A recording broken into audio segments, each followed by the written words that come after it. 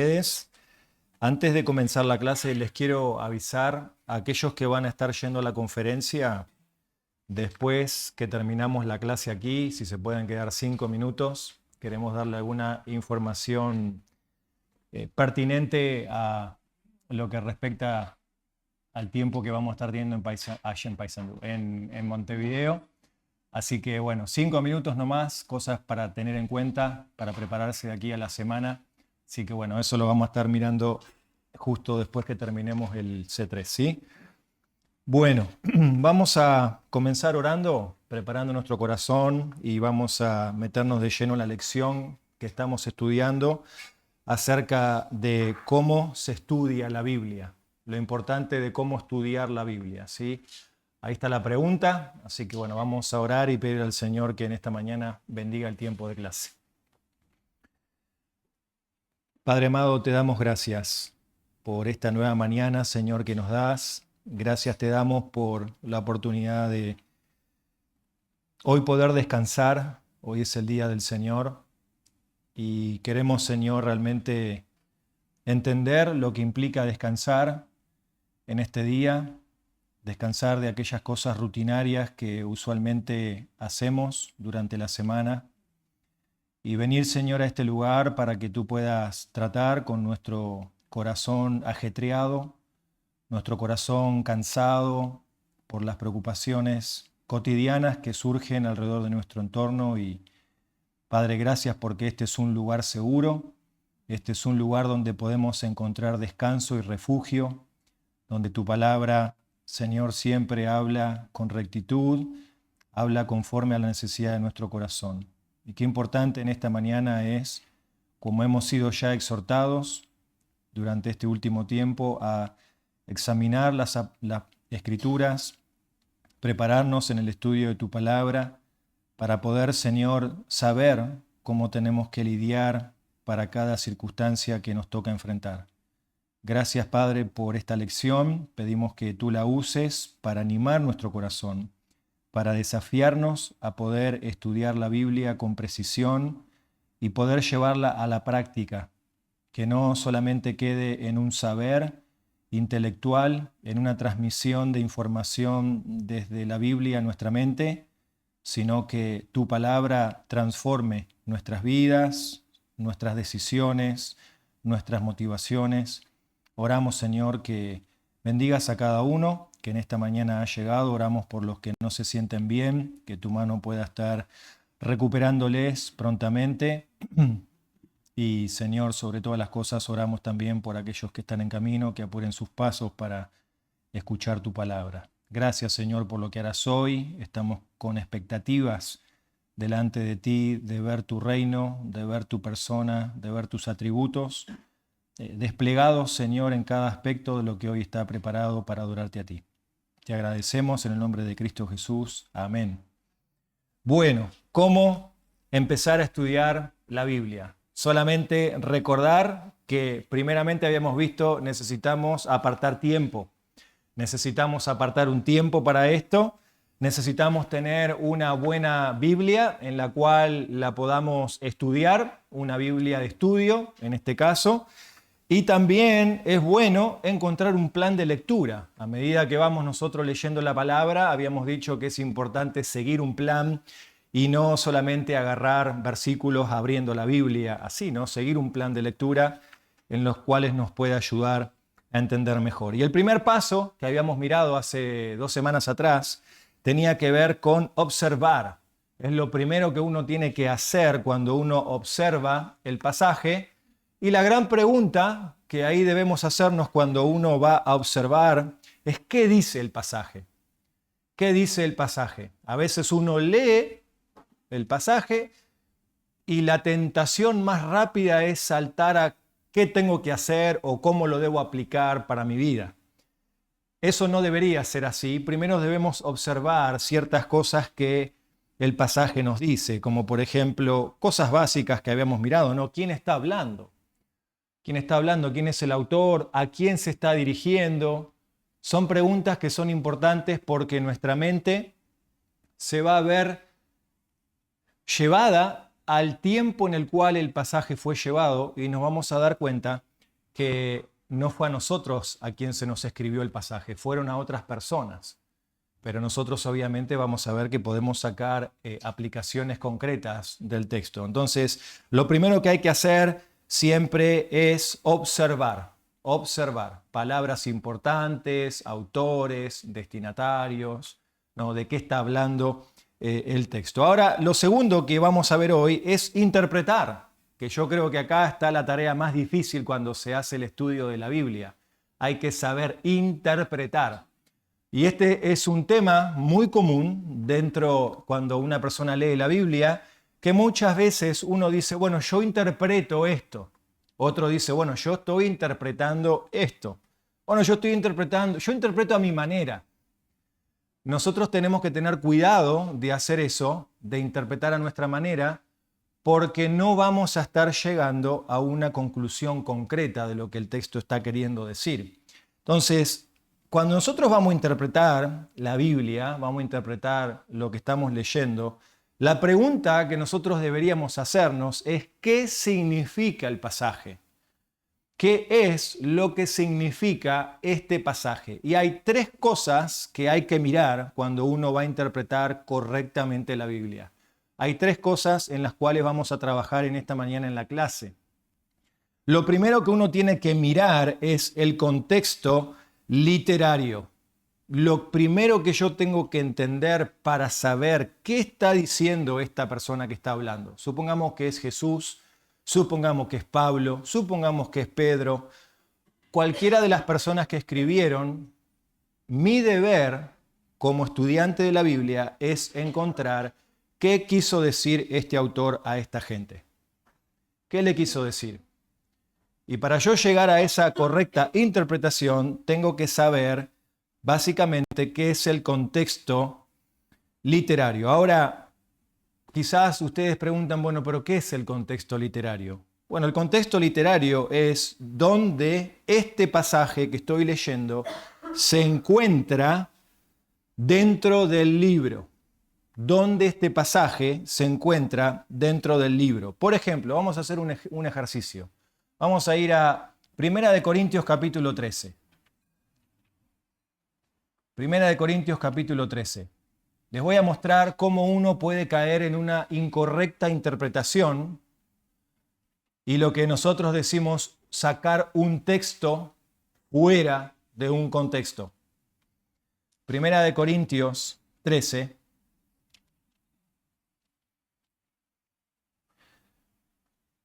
Versículo 1 al versículo, vamos a leer hasta el versículo 4. Igual todo el capítulo habla del mismo tema.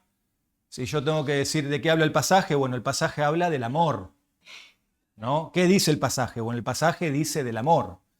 Si yo hablo lenguas humanas y angélicas, versículo 1, pero no tengo amor, he llegado a ser metal que resuena o címbalo que retiñe. Y si tuviera el don de profecía y entendiera todos los misterios y todo conocimiento, y si tuviera toda la fe como para trasladar montañas, pero no tengo amor, nada soy.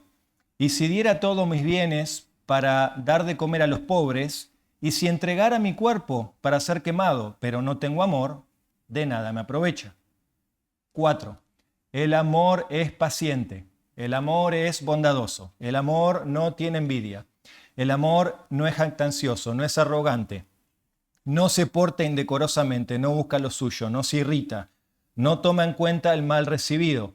El amor no se regocija de la injusticia, sino que se alegra con la verdad. Todo lo sufre, todo lo cree, todo lo espera, todo lo soporta. El amor nunca deja de ser, pero si hay dones de profecía se acabarán y si hay lenguas cesarán y si hay conocimiento se acabará. Bueno, hasta ahí vamos a leer el pasaje. Si yo tengo que sacar una observación principal. ¿Cuál es la palabra que más se repite dentro de ese pasaje ahí? Amor. Amor. Ya sé que el pasaje, ¿qué está diciendo? El pasaje está hablando sobre el amor. Ahora, si yo tengo que interpretar qué es lo que el pasaje está diciendo aquí dentro de lo que es el contexto histórico, ¿no? Y en dónde se ubica, yo podría decir, ¿verdad?, una interpretación rápida y una aplicación concisa es, bueno, yo tengo que ser una persona amorosa, por más que yo haga muchas cosas en la iglesia, ¿no? Debo tener amor. Bueno, eso es una interpretación. Pero fíjense cómo nosotros podemos sacar este pasaje del contexto. Yo puedo usar, por ejemplo, este pasaje en una consejería bíblica con un matrimonio. Les hablo a los matrimonios de cómo debe ser el amor mutuo entre ellos. Y les digo, el amor debe ser así entre ustedes, Puedo predicar en un casamiento, predicar este pasaje. ¿Cuál es el problema de si yo no tomo en cuenta el contexto? Es el texto que está abrazando este texto que yo estoy leyendo ahora.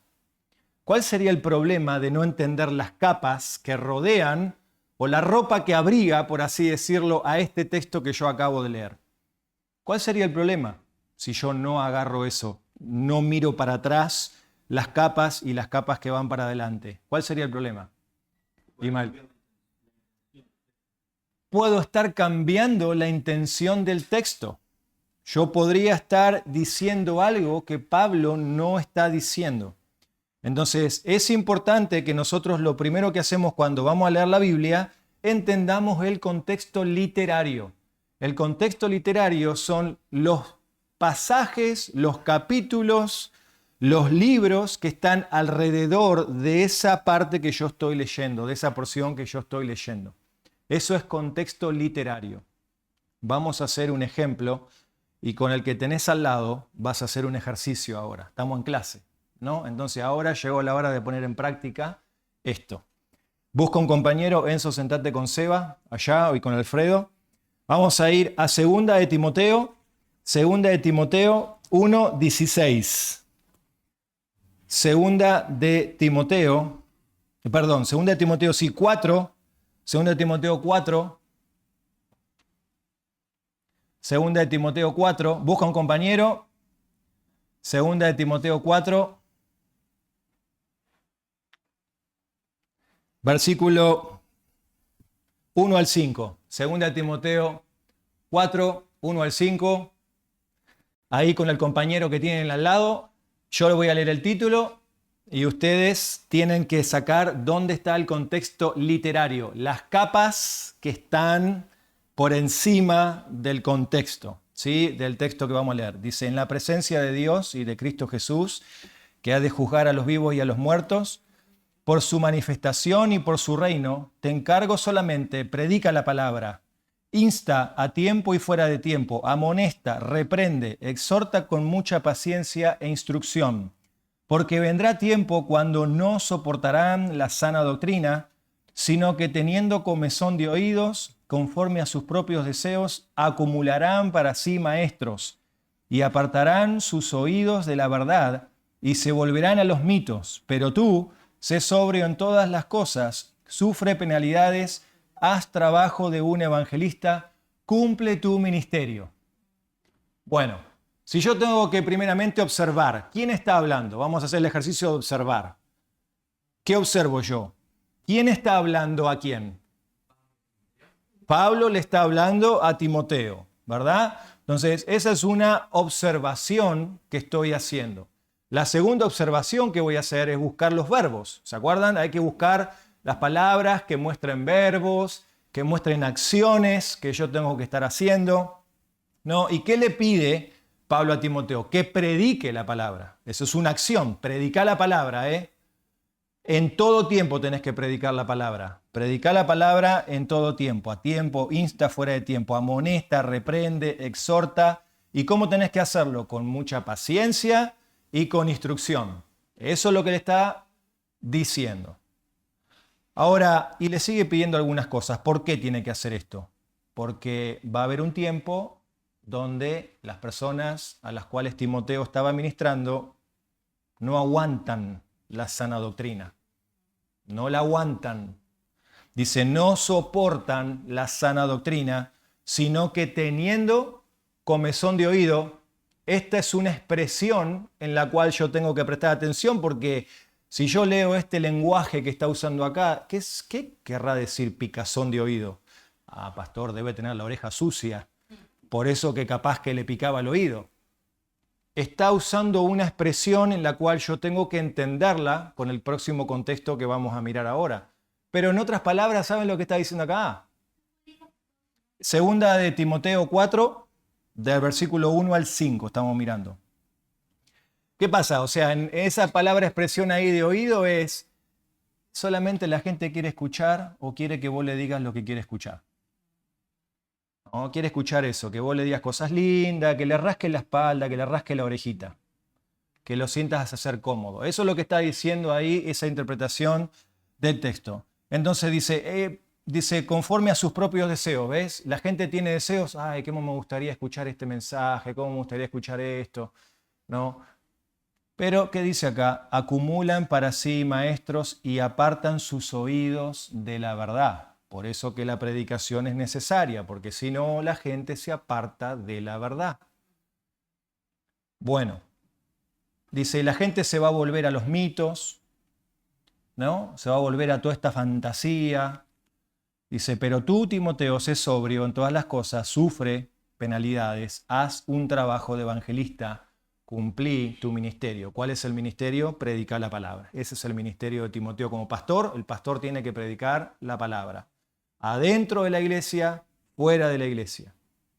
Ahora, si yo quiero entender el contexto que está abrazando, por así decirlo, a este del 1 al 5, ¿cuál sería el contexto literario? ¿Cuál sería la ropa que está abrigando, por así decirlo, a esto que está diciendo ahí Pablo a Timoteo? ¿Cuál sería?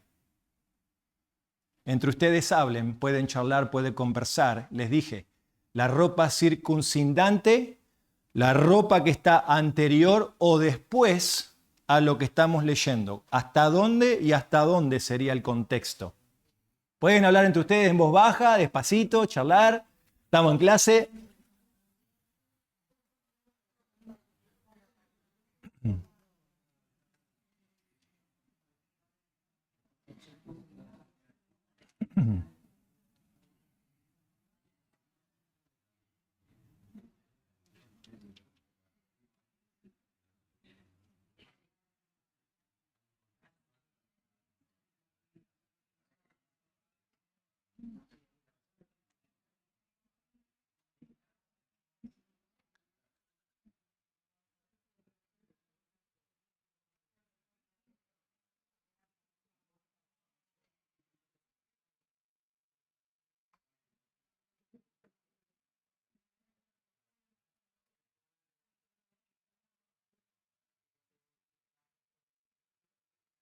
Bueno, a ver, ¿qué descubrieron? ¿Qué observaron y dónde pudieron identificar el primer contexto literario? O sea, la ropa que está abrazando a este pasaje aquí. A ver, Mariela. A ver, María y Mariela, a ver. ¿Qué? Tiene que estar siempre, no afligirse por las funciones, de no cumplir con el ministerio, y porque la gente, como dice, se va a volver a la fábula, a la mentira. Ok. Muy bien, eso es como estamos interpretando. El ejercicio consiste en decir, hay un contexto, hay algo que él viene hablando y que está más atrás. ¿Y a dónde empieza el tema? ¿A dónde empieza la estructura, Santiago?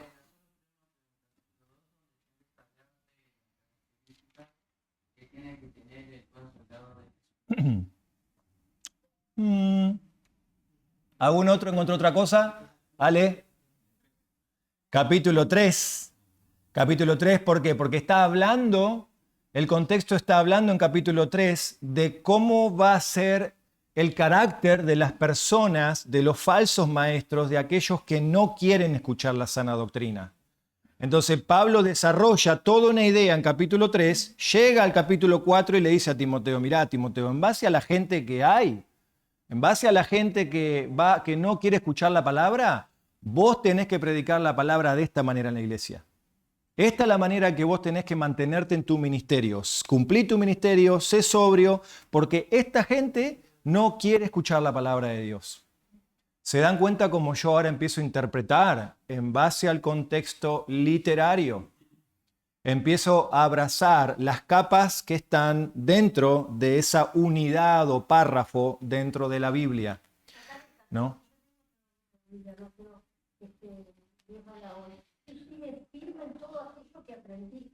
De lo cual estás convencido, ya sabes quién te va a enseñar. Muy bien. Un buen maestro versus un falso maestro, ¿no? Entonces, el contexto literario es muy importante. Cuando leímos el de 1 Corintios 13, los contextos ahí literarios, las capas que están, por así decir, por fuera de esa unidad, es el capítulo 12, el capítulo 11, ¿por qué? Porque habla de dones. Entonces, para llegar a una interpretación, ¿qué significa el pasaje? El pasaje significa que hay falsos maestros y el pasaje significa que hay personas que no quieren escuchar la palabra y el pasaje significa que Timoteo tiene que predicar fielmente la sana doctrina. ¿Por qué? Porque hay gente que no quiere escuchar, pero hay gente que sí va a escuchar la palabra. Hay gente que va a querer escuchar. Esa sería una interpretación correcta del texto. No estamos aplicando, todavía no estamos viendo qué significa esto para mí. Todo muy lindo Timoteo, todo muy lindo Pablo, entiendo todo lo que está pasando, pero todavía no estoy entendiendo cómo esto se aplica para mi vida. Contexto histórico, muy importante. Ahí hay, por ejemplo, una expresión ahí que nosotros podemos ver, la de la comezón de oír. Tenemos que entender qué significaba eso en el contexto de la cultura, ¿no? De aquel tiempo, el contexto cultural, el contexto histórico. Por ejemplo, vamos a ver un ejemplo de esto y después vamos a hacer otro ejercicio. Vamos a ver en Marcos 14. Vayamos a Marcos, capítulo 14, para que nosotros podamos entender un poco lo que es contexto histórico. 14.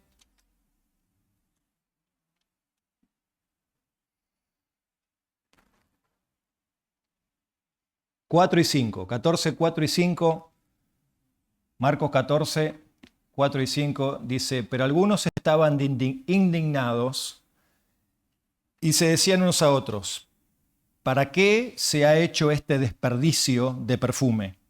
Porque este perfume podía haberse vendido por más de 300 denarios y el dinero dado a los pobres, y la reprendían. Si nosotros tenemos que entender lo que es el contexto histórico, es dónde este pasaje se ubica en el entorno en el cual fue escrito. Dónde este pasaje se ubica en el entorno en el cual fue escrito. En otras palabras, ¿en qué atmósfera fue escrito este pasaje? El pasaje fue escrito, si nosotros hacemos una observación simple, es Jesús está con los discípulos, está pronto para partir, el Señor, viene una mujer, rompe el frasco de perfume y se lo vuelca al Señor en los pies. ¿Para qué hace eso ella? Para perfumarlo al Señor, para que Él esté preparado para ir a la tumba. Ella lo hace esto por una cuestión de amor al Señor, ¿verdad? Pero hay un detalle que en nuestra cabecita, cuando leemos esto, decimos, para un poquito. Acá hay una observación importante. Dice, este perfume, dicen los discípulos, se podría haber vendido por más de 300 pesos. ¿Dice 300 pesos?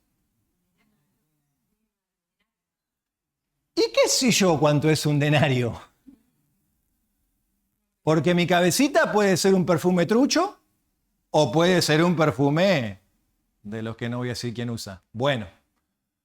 Puede ser un buen perfume, pero acá fíjense que los discípulos están ellos condenando a la mujer porque dice, este dinero se podría haber dado a los pobres y la reprendían. Ahí nosotros necesitamos entender el contexto cultural o el contexto histórico.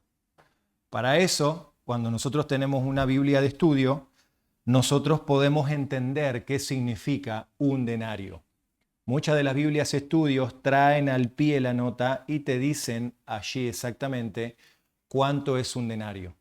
Lo que los discípulos estaban diciendo es, este perfume vale todo un sueldo. todo un sueldo vale. Vale mucha plata, vale mucha plata. Entonces, conocer el contexto histórico ayuda a comprender que el ungüento que la mujer derramó sobre la cabeza de Jesús podría haberse vendido por casi el salario entero de una persona de un mes. O sea, en otras palabras, un perfume casi de 20.000, de 40.000 pesos. Mucha plata. Y uno diría, ¿quién se compraría un perfume de 40.000 pesos? Que es un sueldo básico en Uruguay, ¿no? 30.000, 20.000, 40.000. ¿Quién se gastaría semejante cosa en un perfume así? Bueno, esta mujer tenía ese perfume y ella vio valioso delante del Señor hacer eso para el Señor. Y los discípulos, en su mente carnal, diciendo, un salario se lo podríamos haber repartido a los pobres. ¿Por qué no le damos toda la plata mejor a los pobres que tirar un perfume que vale 40 en los pies del Señor? ¿Y qué dijo el Señor? Dejadla quieta. Ella ha mostrado su amor. ¿Enzo? 26, 10 dice, pero Jesús dándose cuenta me dijo, ¿por qué molestáis a la mujer? Pues buena obra ha hecho conmigo, porque a los pobres siempre los tendréis con vosotros, pero a mí no siempre los tendréis. Con una parte también de entender un poco el contexto literario de por qué Jesús está aplicando eso ahí. Pero el histórico siempre tiene que tener en cuenta que van a encontrar expresiones en la Biblia que tienen que ver con la cultura de antes y que a nuestra cultura estamos lejos de comprender algunas cosas. Entonces, ¿cómo resolvemos esta tensión? Con una buena Biblia de estudio. Nos fijamos nosotros qué la nota al pie dice y podemos entender un contexto de lo que es la cultura de antes y entender, entiendo por qué los discípulos se sienten indignados, porque era algo de mucha plata, pero entiendo al Señor lo que más quiso decir. Esta persona dio toda su vida por mí.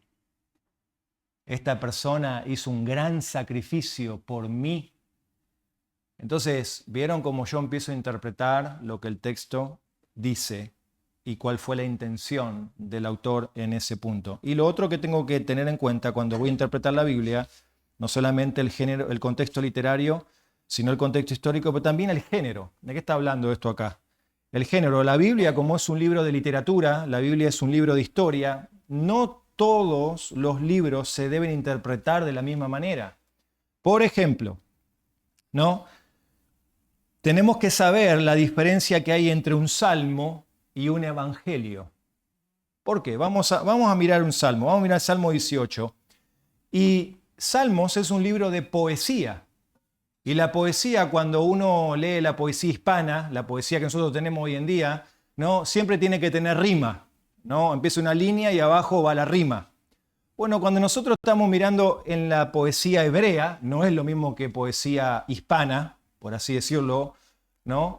Tiene lenguaje que nosotros uno pensaría, bueno, es así, tenemos que tomarlo literalmente como aparece.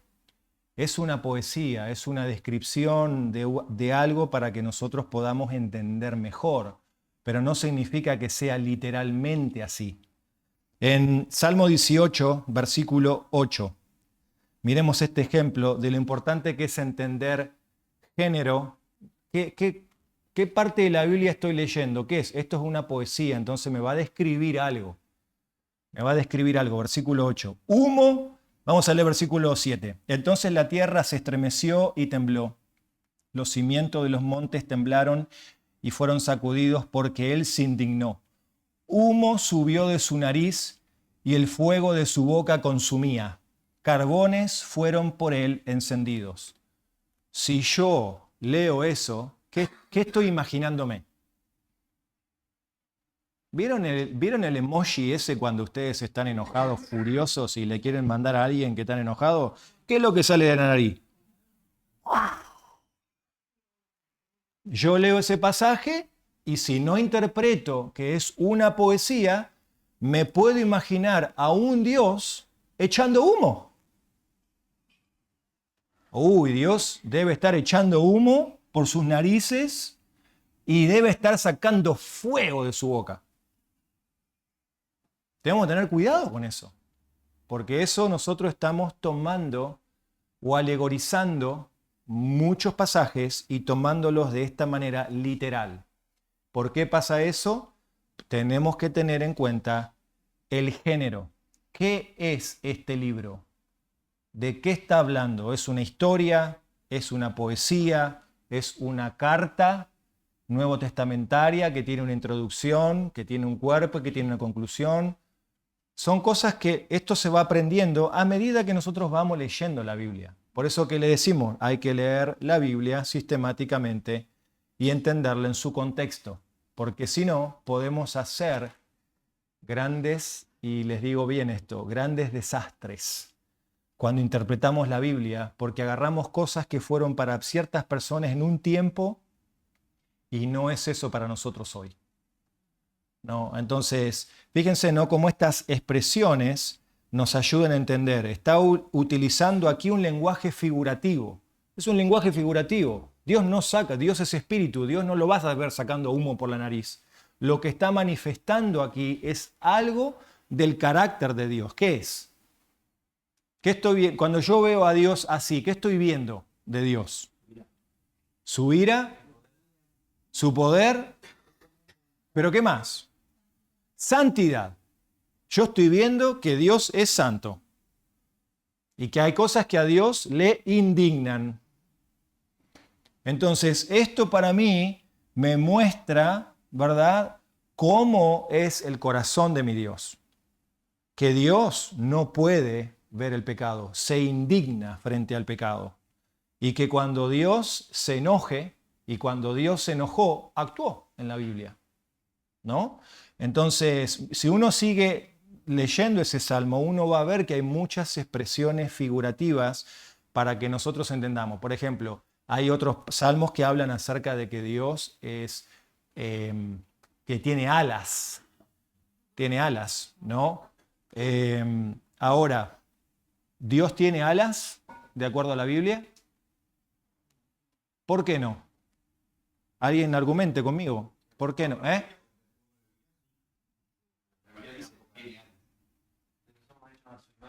¿En dónde dice que tiene alas? Pregunto yo. La Biblia dice en los Salmos. Ok, pregunta. Ahí está.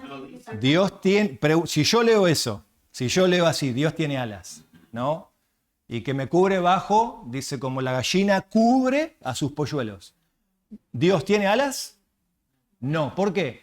Porque la Biblia dice que Dios es espíritu. La Biblia dice que Dios es espíritu. Entonces, lo que está diciendo esta figura poética es para decir, ¿no?, que las alas son para protección. Las alas nos hablan de cuidado. Las alas del águila, ¿no?, las alas de la gallina, es para protección. Estoy cubierto. Es una figura ilustrativa. Por eso es importante, ¿no?, que yo estas cosas las tenga en cuenta para cuando yo llegue a hacer la aplicación del pasaje. Porque ahora observé, ahora interpreté y ahora vamos a ver específicamente cómo aplico. ¿Cómo aplico? Vamos a mirar la que es la aplicación y la pregunta que nos hacemos acá es ¿cómo este pasaje nos transforma? ¿Cómo este pasaje que se escribió 2000 años atrás para Moisés, este pasaje se escribió para David, este pasaje se escribió para Timoteo, cómo esta verdad me transforma en la vida? Y acá yo creo que surge la gran tensión. Vamos a ir a Santiago, capítulo 1. Acá es donde surge nuestro problema.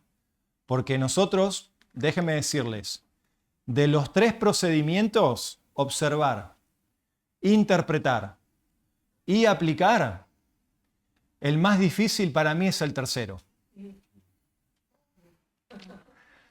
Y les voy a decir por qué. Porque uno capaz que usted me dice, no, interpretar con lo que usted nos está diciendo es re complicado. Es re complicado interpretar porque tengo que saber los contextos, tengo que saber el género, y yo no estoy ducho en eso. Déjenme decirle, esto con diccionarios y con buenos libros, y es más, les digo hoy, ¿saben qué? Con la IA hoy lo sacan al toque. Esto es fácil. ¿Qué contexto está rodeando esto? No hay que... Porque el Espíritu ahí, no, acá es donde el Espíritu tiene que obrar en mi corazón. Y por eso digo que acá es donde toda mi teología tiene que bajar a la tierra y decir, bueno, a ver, ¿cómo yo voy a dejar que el Espíritu de Dios ahora, en mi observación, en mi interpretación, pero ahora a la hora de poner en práctica, cómo este pasaje va a transformar mi mente? Entonces, ahí en Santiago 1:22 hay un versículo importante en el cual el texto nos dice lo siguiente: sean hacedores de la palabra y no solamente oidores que se engañan a sí mismos. Déjeme decirle, yo conozco excelentes observadores de la palabra, conozco excelentes intérpretes de la palabra, son buenísimos. Le mostrás un pasaje y te dicen, ese texto está hablando de esto, este texto habla de esto, boom, boom, boom, boom. Pero cuando llega la hora de que hay que ver cómo esto nos transforma, ¿no? Es donde se genera la tensión en nuestra vida. La tensión, sí, yo entiendo que esto dice esto, sí, yo entiendo, muy lindo, pero ahora es la práctica. Y eso tenemos que tener mucho cuidado, porque si nosotros no aplicamos lo que estamos estudiando de la palabra de Dios, el texto dice nos estamos engañando a nosotros mismos. El objetivo, escucha esto, alguien dijo lo siguiente: el objetivo final del estudio de la Biblia no es hacerle algo a la Biblia, no es hacerle algo a la Biblia, sino permitir que la Biblia le haga algo a uno. Cuando yo estudio la Biblia, yo no voy a cambiar lo que la Biblia dice. No le voy a generar ideas que la Biblia no dice. No voy a crear mis propias ideas de lo que la Biblia dice.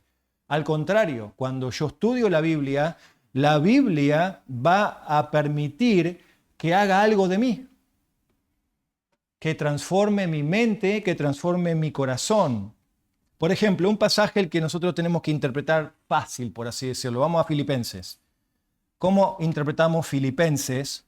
¿Cómo aplicamos Filipenses, mejor dicho? Damos una aplicación. Observar, interpretar, aplicar. ¿No? Cada día que yo me siento con el mate y a leer la Biblia, 3 cosas puntuales. Observo quién habla, a quién se escribió, preguntas claves, verbos. Interpreto qué está diciendo, contextos, ¿verdad? Géneros. Y ahora llegó la hora de aplicar. Una vez que ya saqué todo eso, ahora aplicar. ¿Qué dice 4.6? 4.6 nos dice lo siguiente: por nada estén afanosos, antes bien, en todo, mediante oración y súplica, con acción de gracias, sean dadas a conocer sus peticiones delante de Dios. ¿Cómo yo aplico esa verdad transformadora a mi corazón? Ya sé que está hablando Pablo, ya sé que le está hablando a los hermanos que están en la iglesia de Filipos, les habla a ellos, les viene hablando sobre un tema en particular, ¿no? Acerca de gozarse en el Señor, a pesar de las circunstancias, tener gozo en el Señor. Pero ahora, ¿cómo yo transformo esto? Entonces, acá es donde nosotros empezamos a aplicar la palabra de Dios. Hay una imagen allí, a ver si la tienen. Si aparece la imagen de la cabecita, ahí está. Mente, corazón y manos. Acá es donde nosotros aplicamos la palabra del Señor, en todos los niveles, en nuestro corazón, en nuestra mente y en nuestras manos. Acá es donde nosotros tenemos que poner la hora de la verdad. Acá es como decimos, ¿no? Ponemos la carne en el asador. Porque si esto no pasa, es muy factible que nos autoengañemos a nosotros mismos. Entonces, aplicar la palabra en la cabeza, en la mente, significa dejar que la palabra moldee tu mente.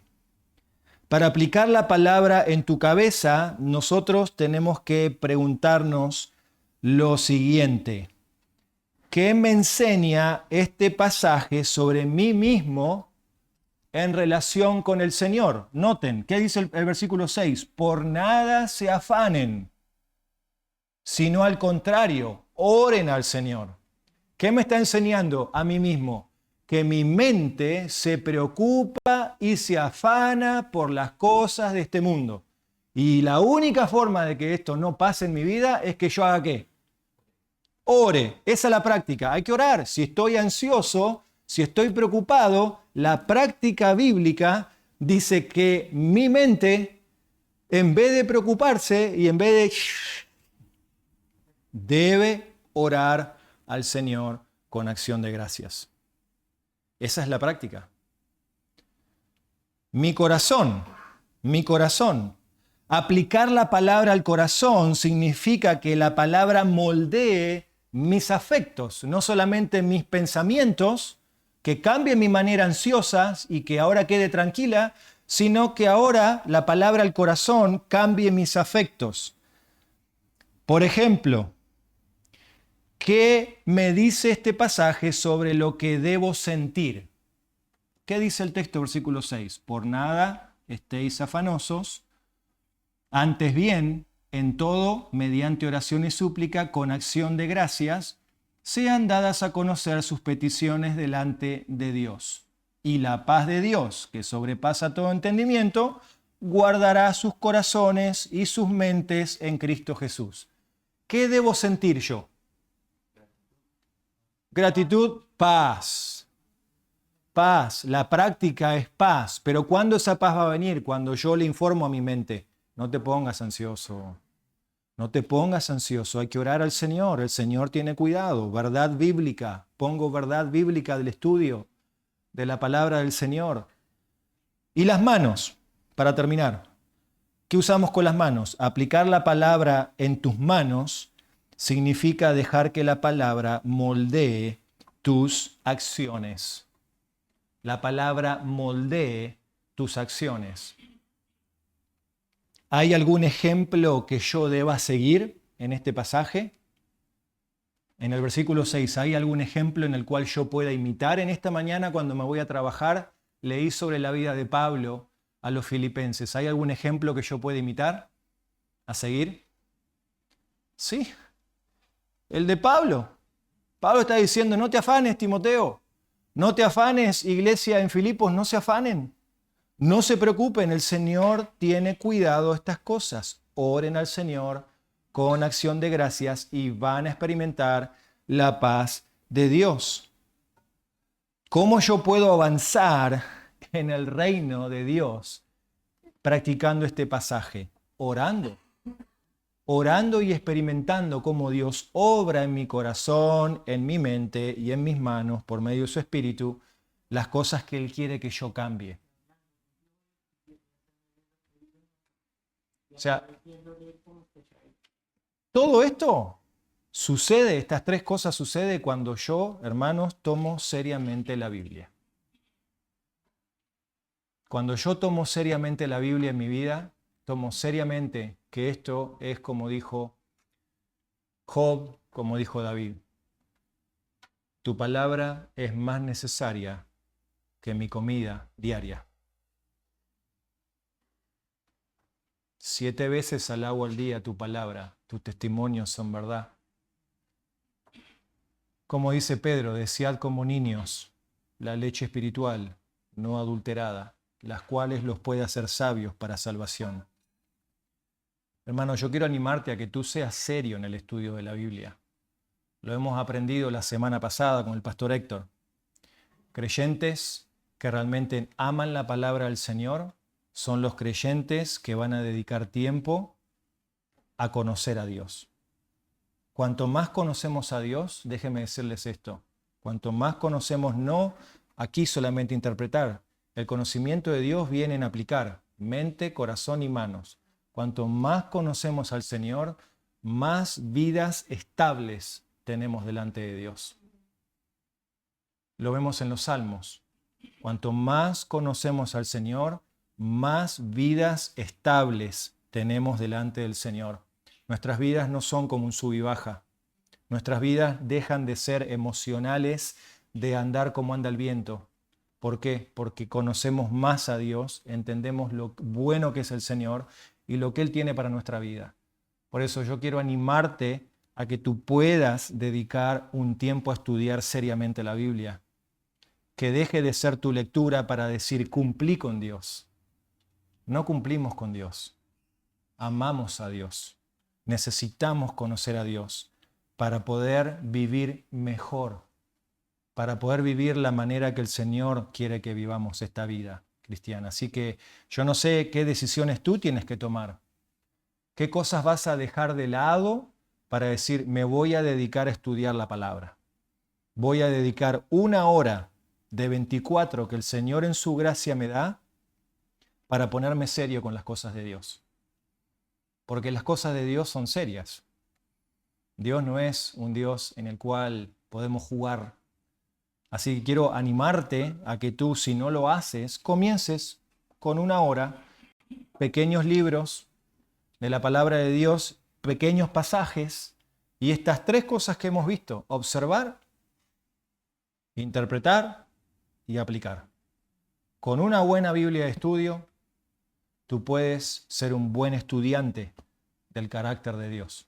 Así que bueno, que el Señor pueda usar esto para desafiarnos hoy en esta mañana a decir, yo quiero más del Señor. Yo quiero dejar solamente de leer la Biblia para decir leí. Quiero conocer más al Señor porque quiero cambiar. Quiero ser más como Jesús. Oramos. Padre, te agradecemos, Señor, por la clase. Pedimos que todas estas herramientas prácticas que tú nos das nos ayuden en la vida cotidiana a poder conocer tu corazón. Este libro que tú nos has dejado es tu palabra, es tu corazón, es tu mente, es tu diseño. Deseamos aprenderla mejor, deseamos, Señor, ser instrumentos útiles en tus manos y, como veíamos en Timoteo, Señor, aprobados como obreros, que no tenemos de qué avergonzarnos, Señor, que usamos tu palabra con precisión. Ayúdanos cada día, danos las disciplinas, Señor, para hacerlo, el tiempo y el deseo en nuestro corazón para poder invertir en esto tan precioso que es conocerte a ti. Pedimos esto en nombre de Cristo Jesús. Amén. Muy bien, está el